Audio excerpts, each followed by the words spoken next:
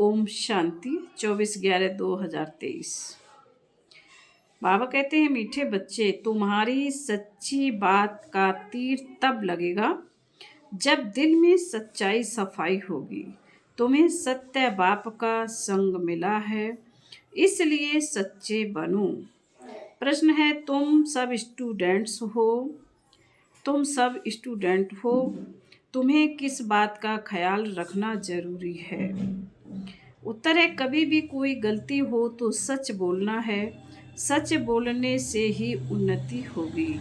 तुम्हें अपनी सेवा दूसरों से नहीं लेनी है। अगर यहाँ सेवा लेंगे तो वहाँ करनी पड़ेगी। तुम स्टूडेंट्स अच्छी तरह से पढ़कर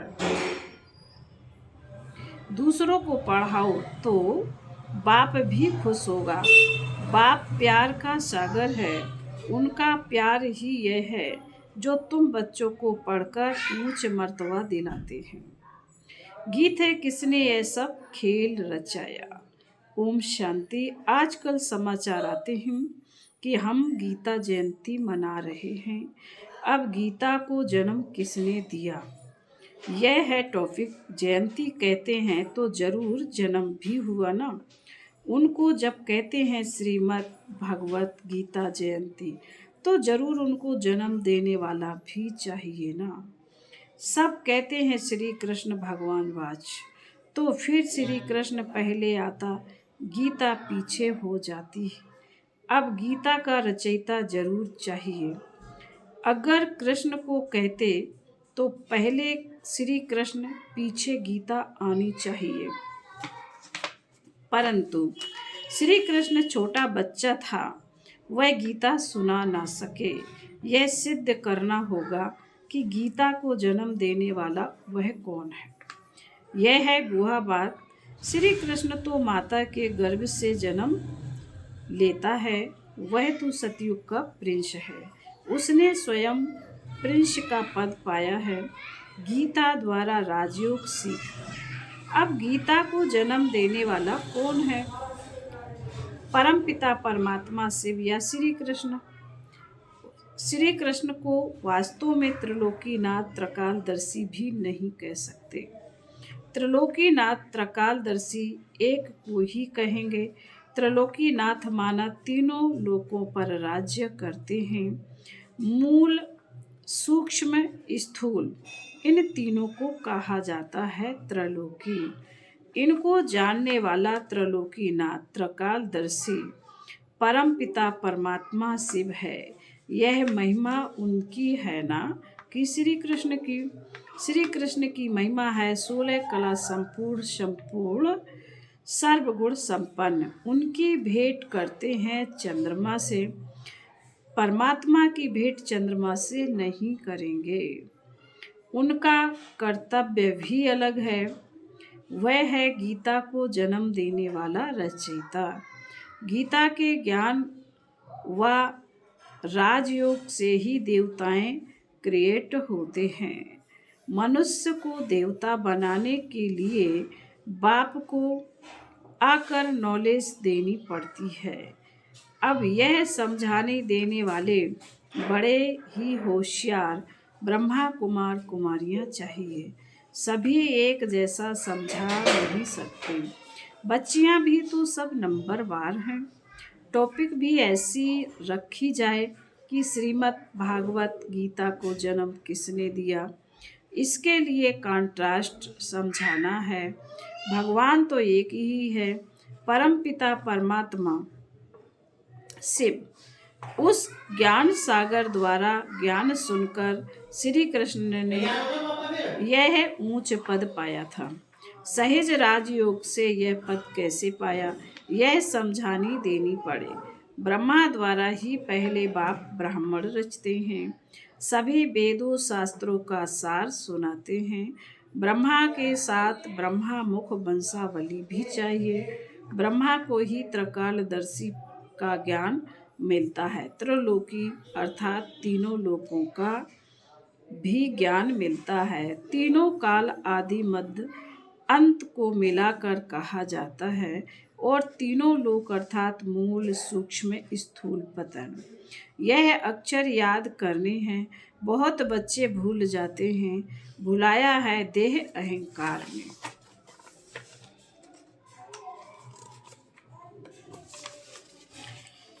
बाबा ने कहा भुलाया है देह अहंकार रूपी माया ने। तो गीता का रचयिता परमपिता परमात्मा शिव है, ना कि श्री कृष्ण। परमपिता परमात्मा ही त्रिकालदर्शी तथा त्रिलोकीनाथ है। श्री कृष्ण में व लक्ष्मी नारायण में यह नॉलेज है ही नहीं। हाँ, जिन्होंने यह नॉलेज बाप से पाई वह विश्व के मालिक बन गए। जब सदगति मिल गई फिर यह नॉलेज बुद्धि से गुम हो जाती है। सबका सदगति दाता एक, वह एक ही है, वह पुनर्जन्म लेने वाला नहीं है। पुनर्जन्म शुरू हुआ सतयुग आदि से कलयुग अंत तक 84 जन्म लेते हैं। यह समझानी देनी पड़ती है, सब तो 84 जन्म नहीं लेते। जिसने यह गीता लिखी उसको त्रिकालदर्शी नहीं कहेंगे। पहले ही लिखा कि श्री कृष्ण भगवान वाच, यह एकदम रॉन्ग है। रॉन्ग भी होना ही है जरूर। जब सब शास्त्र रॉन्ग हो तब ही बापा आकर राइट सुनाए। बरोबर ब्रह्मा द्वारा वेदों शास्त्रों का सच्चा सार सुनाते हैं, इसलिए उन्हें सत्य कहा जाता है। अब तुम्हारी है सत्य के साथ संग, जो तुमको सत्य बनाते हैं। प्रजापिता ब्रह्मा और उनकी मुख वंशावली है जगदम्बा सरस्वती। प्रजापिता ब्रह्मा के सभी बच्चे आपस में भाई बहन ठहरे। कहा भी मंदिरों में जाकर भाषण करना चाहिए। घूमने फिरने भी वहाँ बहुत आते हैं। एक को समझाया तो सत्संग लग जागा। बाबा ने कहा एक को समझाया तो सत्संग लग जागा। शमशान में भी जाना चाहिए, वहाँ मनुष्यों को वैराग होता है। परंतु बाबा कहते मेरे भक्तों को समझाने से वह फट से समझेंगे। तो शिव बाबा के मंदिर लक्ष्मी नारायण के मंदिर में जाना पड़े। लक्ष्मी नारायण को बाबा मम्मा नहीं कहते, शिव को बाबा कहते हैं। जरूर मम्मा भी होगी, वह है गुप्त। शिव बाबा जो रचयिता है उनको माता पिता कैसे कहते हैं, यह गुप्त बात कोई भी जान न सके। लक्ष्मी नारायण को एक ही अपना बच्चा होगा, बाकी इनका नाम है प्रजापिता ब्रह्मा। विष्णु और शंकर को ऊंच नहीं रखते, ऊंच त्रिमूर्ति ब्रह्मा को रखते हैं। जैसे रचता शिव परमात्मा को कहते हैं, ऐसे ही ब्रह्मा को भी रचता कहा जाता है। वह तो अविनाशी है ही। रचता अक्षर कहेंगे तो पूछेंगे कैसे रचा, वह तो रचता है ही। बाकी रचना होती है ब्रह्मा द्वारा। अब ब्रह्मा द्वारा परमात्मा सब आत्माओं को सृष्टि के आदि मदंत का नॉलेज देते हैं। वेद शास्त्र आदि सब हैं भक्ति मार्ग की सामग्री। भक्ति मार्ग आधा कल्प चलता है, यह है ज्ञान कांड। जब भक्ति मार्ग पूरा होता है तब सब पतित तमो प्रधान बन जाते। तब मैं बाप आता हूँ। पहले सतो प्रधान से सतो रजो तमो में आते हैं। ऊपर से जो पवित्र आत्माएं आती हैं उन्होंने कोई ऐसा कर्म नहीं किया है जो उनको दुख भोगना पड़े। क्राइस्ट के लिए कहते हैं उनको क्रॉस पर चढ़ाया, परंतु यह तो हो ना सके। नई आत्मा जो धर्म स्थापन करने अर्थ आती है उनको दुख मिल नहीं सकता, क्योंकि वह तो कर्मातीत अवस्था वाला मैसेंजर धर्म स्थापन करने आया है। लड़ाई में भी जब कोई मैसेंजर भेजते हैं तो वह सफ़ेद झंडी लेकर ले आते हैं, जिससे वे लोग समझ जाते हैं कि यह कोई मैसेज ले आया। उनको कोई तकलीफ नहीं देते, तो मैसेंजर जो आते हैं उनको कोई क्रॉस पर चढ़ा न सके। दुख आत्मा ही भोगती है, आत्मा निर्लेप नहीं है। यह लिखना चाहिए, आत्मा को निर्लेप कहना रॉन्ग है। यह किसने कहा? सिर्फ भगवान वाच। यह पॉइंट तुमको नोट करनी चाहिए। लिखने के लिए बड़ी ही विशाल बुद्धि चाहिए। समझो, प्रदर्शनी में क्रिश्चियन लोग आते हैं तो उनको भी बता सकते कि क्राइस्ट की सोल को क्रॉस पर नहीं चढ़ाया गया है। जिसमें उसने प्रवेश किया उस आत्मा को दुख हुआ, तो ऐसी बातें सुनकर वंडर खाएंगे। उस पवित्र आत्मा ने आकर धर्म स्थापन किया। गॉड फादर के डायरेक्शन अनुसार। यह भी ड्रामा को भी कई लोग समझते हैं, परंतु उसके आदि मदंत को नहीं जानते। ऐसी ऐसी बातें सुन वह लोग कुछ समझने की कोशिश करते हैं। कृष्ण को भी कोई गाली दे न सके, बरोबर गालियां अभी ही मिल रही हैं। किसको? शिव बाबा को नहीं, इस साकार को। टीचर तो बाबा है, प्योर सोल है, और यह है इम्प्योर जो प्योर बन रहा है। जो समझ गए हैं वह बित बित नहीं करेंगे, नहीं तो समझेंगे कि यह तो सिखाया हुआ है। फिर यह बात कोई को जचती नहीं, तीर नहीं लगता।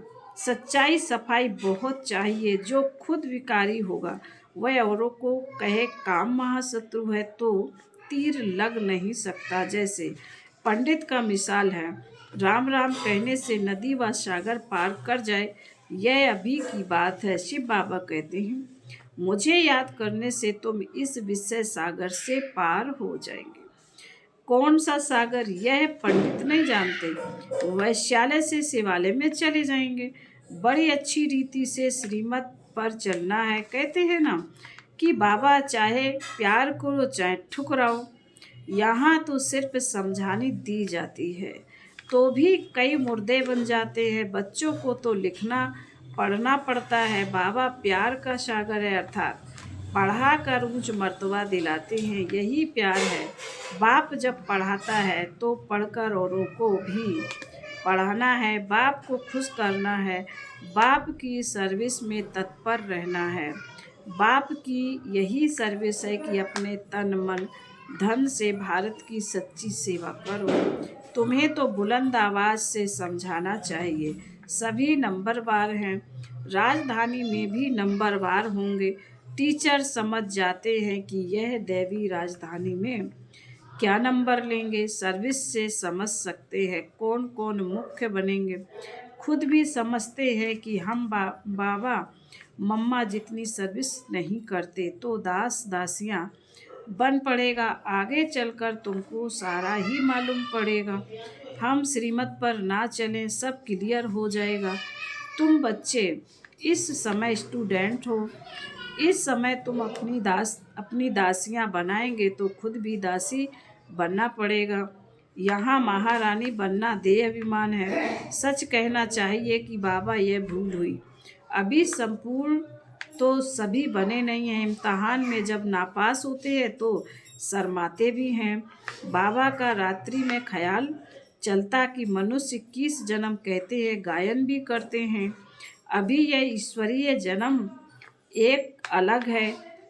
8 जन्म सतयुग में, 12 जन्म त्रेता में, 21 जन्म द्वापर में, 42 जन्म कलयुग में। बाबा कहते हैं यह तुम्हारा ईश्वरीय जन्म सबसे ऊंच जन्म है। तो एडॉप्टेड हैं तुम ब्राह्मणों का ही यह सौभाग्यशाली जन्म है। फिर बाबा कहते अच्छा, मीठे मीठे शिकीलधे बच्चों प्रति माता पिता बाप दादा का याद प्यार और गुड मॉर्निंग। रूहानी बाप की रूहानी बच्चों को नमस्ते। हम रूहानी बच्चों की रूहानी माता पिता बाप दादा को गुड मॉर्निंग और नमस्ते। धारणा के लिए मुख्य सार बाबा ने कहा, नंबर 1 में प्यार के सागर बाप के प्यार का रिटर्न करना है। अच्छी तरह पढ़कर फिर पढ़ाना है। श्रीमत पर चलना है। सच्चाई और सफाई से पहले स्वयं में धारणा कर फिर दूसरों को धारण करानी है। एक बाप के संग में रहना है। वरदान है, निमित्त आत्माओं के डायरेक्शन के महत्व को जान पापों से मुक्त होने वाले सेंसिबल भाव। ओम शांति।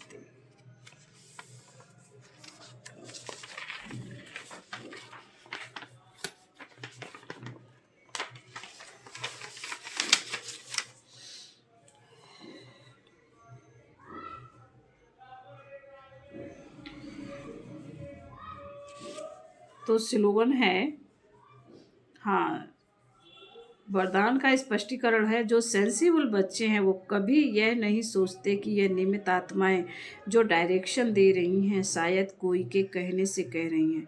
निमित्त बनी हुई आत्माओं के प्रति कभी वह व्यर्थ संकल्प नहीं उठाने चाहिए। मानो कोई ऐसा फैसला भी दे देते हैं जो आपको ठीक नहीं लगता, लेकिन आप उसमें जिम्मेवार नहीं हो। आपका पाप नहीं बनेगा, क्योंकि जिसने इन्हें निमित्त बनाया है वह पाप को भी बदल लेगा। यह गुप्त रहस्य, गुप्त मशीनरी है। स्लोगन है, ऑनेस्ट वह है जो प्रभु पसंद और विश्व पसंद है, आराम पसंद नहीं। मातेश्वरी जी के मधुर महावाक्य हैं, 84 मनुष्यों का 84 जन्म है, ना कि 84 लाख ही होंगे।